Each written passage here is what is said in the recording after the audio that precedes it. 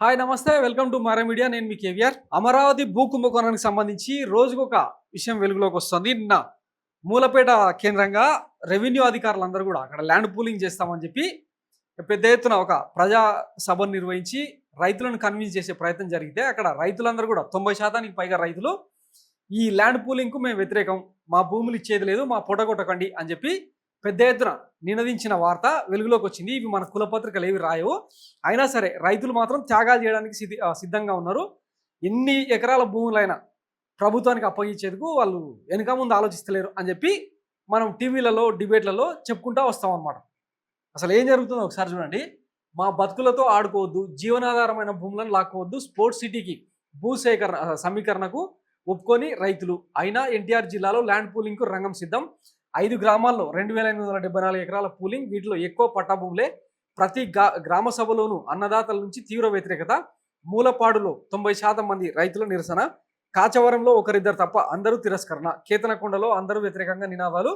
జమీన్ మాచవరంలో అనుకూలంగా ఒక్కరు లేరు. లంకల వరద తాకిడితో మెరక భూములపై కన్ను. ఆర్డీఓ కావూరు చైతన్య వద్ద తేల్చి చెప్పిన రైతులు. సో భూమితో విడదీయరాని అనుబంధం, వ్యవసాయం తప్పితే మాకు వేరే వృత్తి తెలియదు, తక్కువ ఎక్కువ ఉన్న దాంట్లోనే పంటలు పండించుకుంటున్నాం, గుట్టుగా బతుకుతున్నాం. కన్నతల్లి లాంటి భూమిని మా నుంచి లాక్కుని మా జీవితాలతో ఆటలాడొద్దు. గతంలో భూ సమీకరణకు తీసుకున్న భూములకి ఇప్పటికీ దిక్కుమొక్కలేదు. ఇప్పుడు మా నుంచి తీసుకున్న భూమికి ఎప్పుడు న్యాయం చేస్తారు? కళ్ళ ముందర ఉన్న భూమిని పోగొట్టుకుని ఎక్కడో ఇచ్చే భూమి మాకెందుకు అని చెప్పి తీవ్రంగానే తిరుగుబాటు చేసిరనమాట. ఇప్పటికే మనం రీసెంట్గా కొన్ని స్టోరీస్లో కూడా చెప్పినాం కదా, 33,000 ఎకరాలు, దాంతోపాటు ఇంకొక 20,000 ఎకరాలను కమాయించి 55,000 ఎకరాలతో సిఆర్డీఏను ఏర్పాటు చేశారు కదా. అందులో ఎన్ని ఎకరాలను డెవలప్ చేశారు, ఎంతమంది రైతులను భాగస్వాములను చేశారు, స్టేక్ హోల్డర్స్ చేశారు, ఎంతసేపు ఉన్నా ఫిజికల్గా నోటి మాటలు చెప్పడం తప్పిస్తే ఈ రోజు వరకు ఫిజికల్గా ఇవిగో మీ పత్రాలు రాష్ట్ర ప్రభుత్వం నుంచి, ఇది మీ భాగస్వామ్యం అని చెప్పి ఏ ఒక్క రైతుకైనా ఈ కూటమి సర్కారు 2014 నుంచి 19 మధ్య వదిలేయండి, ఇప్పుడు అయినా సరే ఇచ్చిర్రా? అన్ని కాగితాలలో ఉంటాయి తప్ప, నోటి మాటల్లో ఉంటాయి తప్ప, గాల్లో దీపంలాగా ఇట్లా చేసుకుంటూ పోతే అవుతుందా? ఇప్పుడు ఉన్న భూములకే దిక్కులేదు. ఎకరానికి ఇంచుమించు 2.5-3 కోట్లు ఖర్చు పెడితే తప్ప రోడ్లు, తర్వాత డ్రైనేజీలు, వాటర్ ఫెసిలిటీ, ఇవన్నీ పవర్, ఇవన్నీ కూడా సాధ్యం కాదని చెప్పి దాన్ని పక్కన పెట్టింది గత ప్రభుత్వం.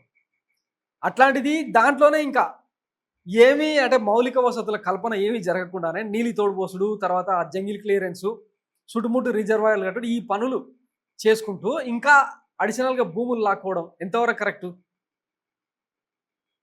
సో వీటన్నిటికీ రైతులకు ఈ సర్కార్ సమాధానం చెప్పాలి. ముందు చిన్న సన్నకారు రైతుల పుట్ట కొడతారా? Garikapati Sridevi ZP vice chairman Mulapadu. 3 పంటలు పండే భూములను లాక్కొని రాజధాని నిర్మిస్తారా? ఉన్నది 80 సెంట్లు, అవి కూడా తీసుకుంటారా? సో ఇట్లా రైతులను పిలిచి మాట్లాడితే ఎవరు కూడా మేము భూములు ఇచ్చేందుకు సిద్ధంగా లేము అని చెప్పి, పైగా గతంలో తీసుకున్న భూములనే ఏం చేయలేదు, ఇప్పుడు మా భూములు తీసుకొని ఏం చేస్తారు అని చెప్పి వీళ్ళ నుంచి వచ్చిన ప్రశ్న. ఫస్ట్ వీళ్ళను కన్విన్స్ చేసి వీళ్ళకు ఒక ప్రాపర్ సమాధానం చెప్పిన తర్వాత ఇంకా ఫర్దర్గా ఏమైనా ల్యాండ్ పూలింగ్ చేయకపోతే మీ దిక్కుమాల భూపందరం ఏమైనా చేసుకోండి, అది వేరే సంగతి. కానీ అసలు అమరావతిలో స్పోర్ట్స్ సిటీ నిర్మాణం అంట. Brazil, Rio, Japan Olympics, London Olympics, ఇట్లా కొన్ని వేల లక్షల కోట్లను తగలేసి ఆర్థికంగా కుదేలైన సందర్భాలు గత కొన్ని రోజులుగా చూస్తూ ఉన్నాం కదా. అట్లా అన్నీ తెలుసుకొని కూడా ఎందుకు ఈ ఆర్భాటాలు? మింగం ఎతుకులేదు కానీ మీసాలకు సంపెంగులు అన్నట్టు స్పోర్ట్స్ సిటీ నిర్మిస్తారంట ఇంత పెద్ద ఎత్తున. అవసరమా? కట్టుకోవచ్చు. ఇప్పుడు వైజాగ్లో ఇంటర్నేషనల్ స్టేడియం లేదా? ఏమనంటే దేశంలోనే అహ్మదాబాద్ తర్వాత అంతకంటే మించిన హంగులతో అంత పెద్ద స్టేడియాన్ని నిర్మిస్తాం అని చెప్పి ఊగదాంపుడు ఉపన్యాసాలు చేస్తూ ఉన్నారు. బాగానే ఉంది. కానీ ఆ అహ్మదాబాద్ను ఇంకా మిగతా కొన్ని ప్రామినెంట్ స్టేడియంస్ను వదిలేసి